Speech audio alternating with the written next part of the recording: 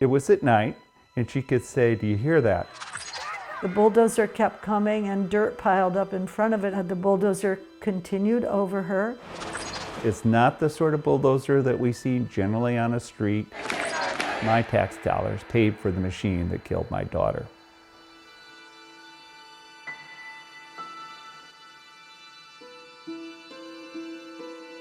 I'm a professor of literature, and teaching literature gives you a pretty quiet life. I like a quiet life, but at Columbia, since then, it's true that things have not been so quiet.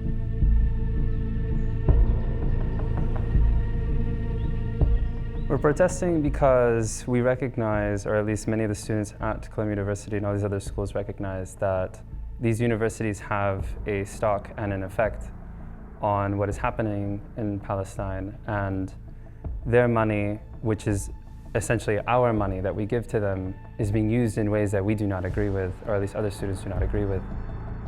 The extraordinary thing that happened is that the next day, President Shafiq brought in the police and cleared out the encampment.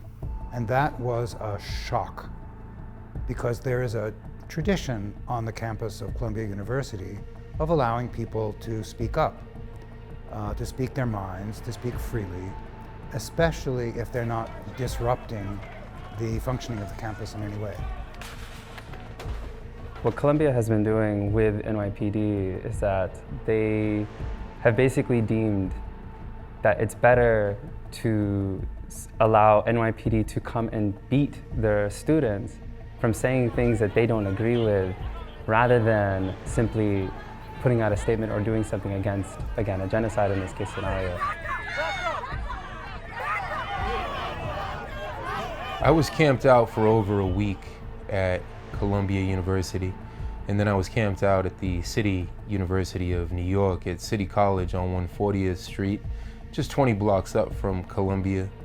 I couldn't believe that the mayor, Eric Adams, sent NYPD helicopters and drones to surveil us constantly. There were phalanxes of riot police surrounding us the entire time, and those police invaded Columbia's campus. What weapons do we have? Well, we had books, and we have history, and we have the truth, and we have our voices. And they used this notion of safety to crack down on protests throughout these months, claiming that, supporting Palestinians or standing against genocide somehow makes other students feel unsafe. But calling the police, the NYPD, and arresting students and beating them up violently, that is what made students and faculty feel unsafe. So it's a paradox. Even though there have been several people, there was a child who was a sophomore who was thrown downstairs, thrown down a flight of stairs. There was somebody else with a leg slashed, several people with concussions. And still the school says that the police are acting professionally. That when they took me onto the bus, they put me in a cage on the bus while everybody else was sitting out. They never explained why they did that to me. They never kind of brought any sort of reasoning. They just put me in a cage and didn't say anything, which again I found to be very sick. My experience, I believe, was just alarming, that the way that they sort of referred to me when they came and picked me up is said, "Did you get this thing, like this one?" Not person, this guy. They said this. "Did you get this?" as they grabbed me. And then said the same thing to another person. They said, "Did you get this as well?" As if we were objects. They completely dehumanized us.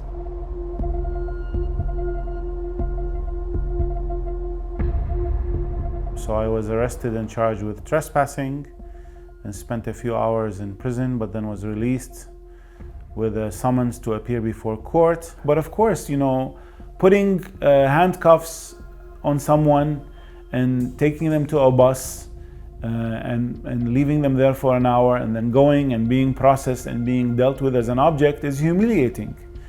Especially when you are not really violating any law. But the police is an extension of the state's coercive apparatus. And it's humiliating.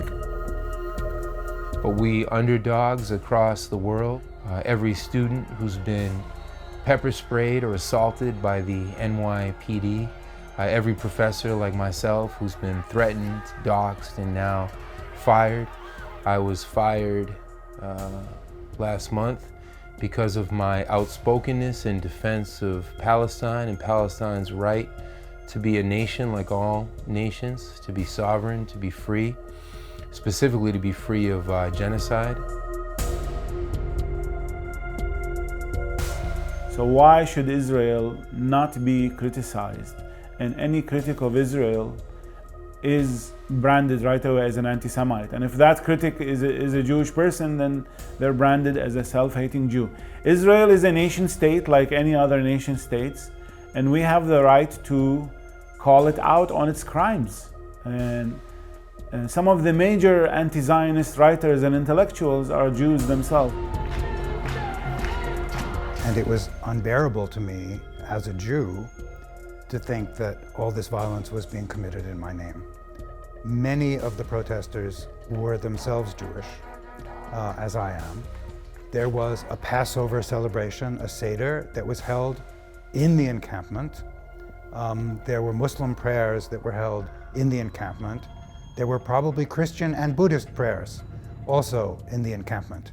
Everybody knew what they were objecting to, which was the violence against civilians, especially against civilians in Gaza. Anti-Semitism is the last resort of, Zionists and pro-Israel supporters because they cannot counter the facts. The facts that the entire world know right now, that there is a genocide in Gaza, that Israeli politicians themselves have said, we want to annihilate Gaza, we want to kill them. Palestinian children and women and innocent civilians are killed by weapons that are mostly made in the US, that are given by the US, that are transported by the US. And students here have a right to say, we don't want this killing to be in our name.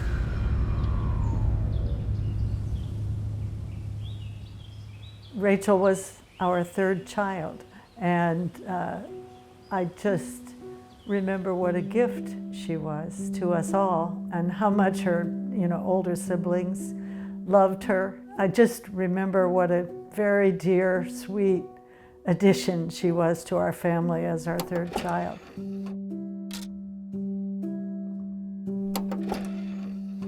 I'm here for other children. I'm here because I care. I'm here because children everywhere are suffering, and because 40... I remember Rachel at that age and how, I guess, intentional she was about what she was doing, her writing about, that speech and what she was working on. And I think, portions of that lasted the rest of her life. Just like us. We have got to understand. In January of 2003, she traveled with other internationals, some from here in Olympia, and went for training in the West Bank in Beit Sahur with ISM, spent a bit of time seeing Jerusalem and other parts, I think, of the West Bank, and then went quite quickly to Gaza. And at that time, it was fairly easy to get into Gaza. And she did that, and then was there for 7 weeks, working with other internationals from around the world.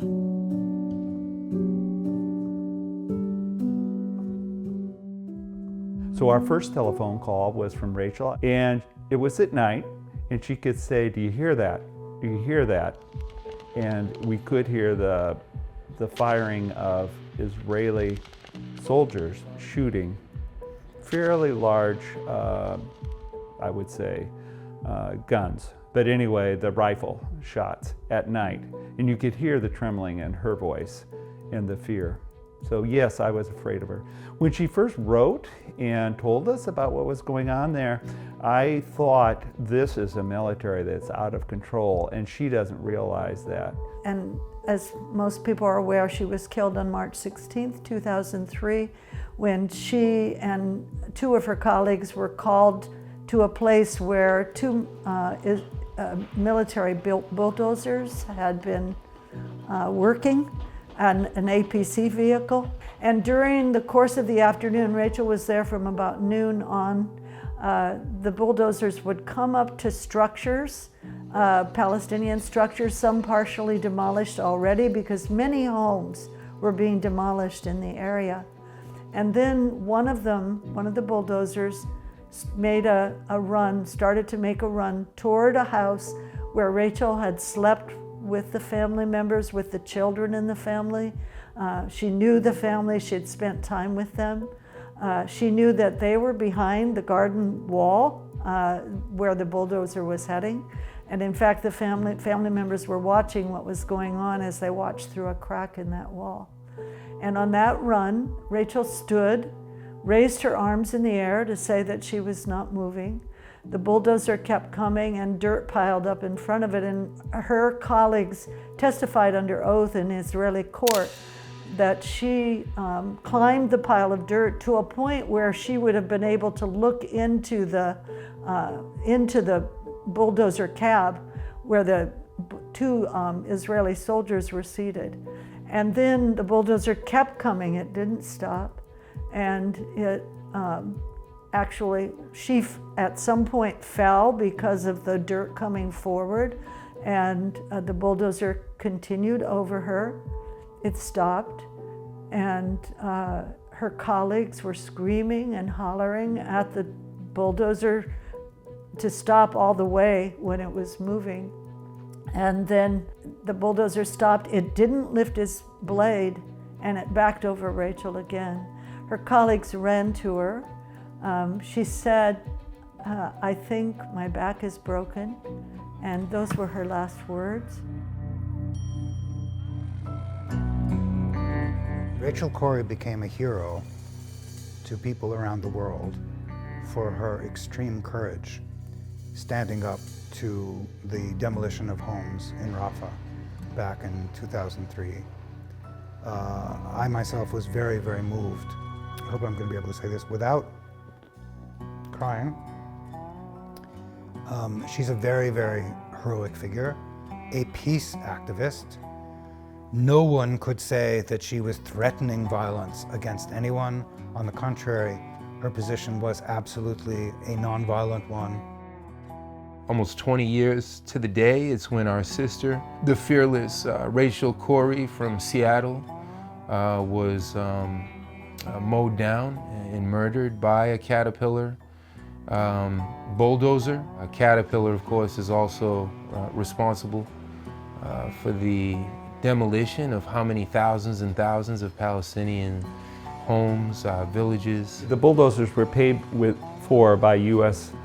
Military aid, so while they were Israeli bulldozers and operated by the Israeli military, they were paid for by the U.S. government, by my tax dollar. We don't want our taxpayer money, we don't want our tuition to go to funding the Israeli war machine. If the university is not guilty, it can disclose its investments, it can be transparent. It's our money that is fueling both the Caterpillar company, but also the billions of dollars, our tax dollars, that are being sent over to Israel from the US, which again comes from our Columbia school fees, now the university fees. There are companies which are supplying military hardware, which are actively helping the Israeli military cause in Gaza. There is, of course, Caterpillar, among the other companies, which supplies armored bulldozers which destroy Palestinian houses. The destruction of Palestinian houses, of course, didn't start on October 7th. It's been going on for years and years and years, decades and decades. We know that since 1989, we were told by organizations that had worked on this issue and by the Center for Constitutional Rights, where we later had a lawsuit against Caterpillar Corporation, that Caterpillar had been on notice since 1989 that their equipment was being used for human rights violations. Caterpillar had had a presence in Palestine since 1967. It's not the sort of bulldozer that we see generally on a street. It should be about a D5. This is a 65-ton military machine, huge, almost 2 stories high. Cindy and I have seen them when we were in Gaza. Our family, decades ago, along with 4 Palestinian families, sued Caterpillar. And we alleged that Caterpillar sold and maintained those bulldozers knowing that they were used for human rights violations. And we wanted to hold that company responsible. It seems to me that too often people in corporate places as well as government places do things for which they have responsibility but never even see, let alone are held responsible for their actions. We had written a letter to Caterpillar Corporation asking them to stop selling the equipment that they were selling to the Israeli military, to the Israeli government, through U.S.